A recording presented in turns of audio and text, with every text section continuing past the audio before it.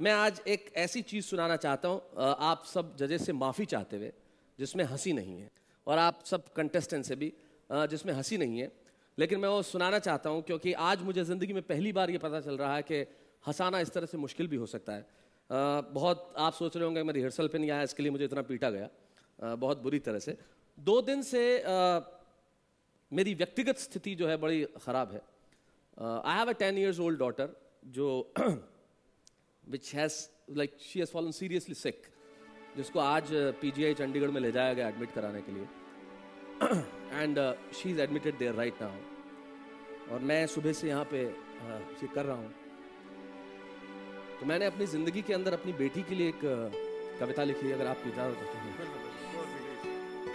और जितनी भी यहाँ पे ये लड़कियाँ बैठी हैं मैं उन्हें समर्पित करता हूँ जो किन्हीं की बेटियाँ हैं।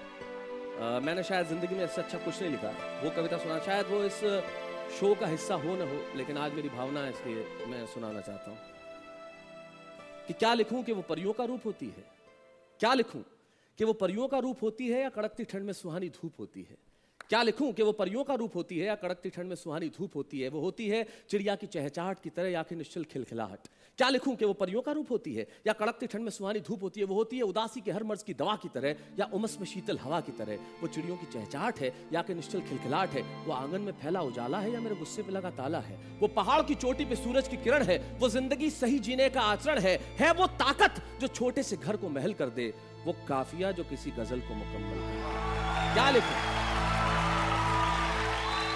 बहुत बढ़िया।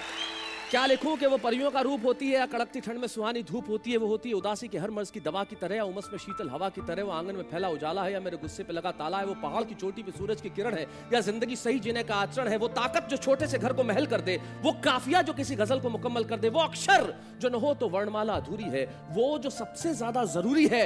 ये नहीं कहूंगा कि वो हर वक्त सांस सांस होती है, क्योंकि बेटियां तो सिर्फ एहसास होती है।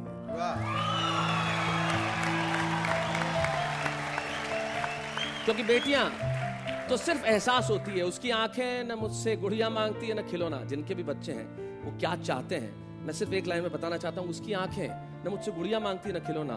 कब आओगे, बस एक छोटा सा सवाल सलोना। जल्दी आऊंगा, अपनी मजबूरी को छुपाते हुए मैं देता हूँ जवाब। तारीख बताओ, टाइम बताओ, वो उंगलियों पे करने लगती है हिसाब। और जब मैं नहीं दे पाता सही सही जवाब, अपने आंसुओं को छुपाने के लिए वो चेहरे पे रख लेती है किताब।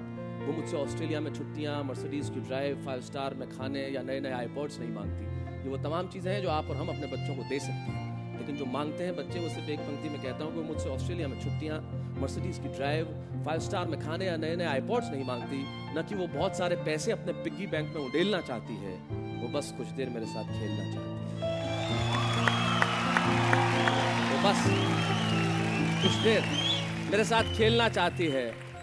और आखिरी पंक्तियां यह है कि मैं वही बेटा काम है, बहुत ज़रूरी काम है, शूटिंग करना ज़रूरी है, नहीं करूँगा तो कैसे चलेगा, जैसे मजबूरी भरे दुनियादारी के जवाब देने लगता हूँ। और वो झूठा ही सही जैसे मुझे एहसास कराती है जैसे सब समझ गई हो, लेकिन आंखें बंद करके रोती है, सपने में खेलते हुए मेरे साथ सोती है। जिंदगी न जाने क्यों इतनी उलझ जाती है, और हम समझते हैं कि बेटियाँ सब समझ जाती हैं।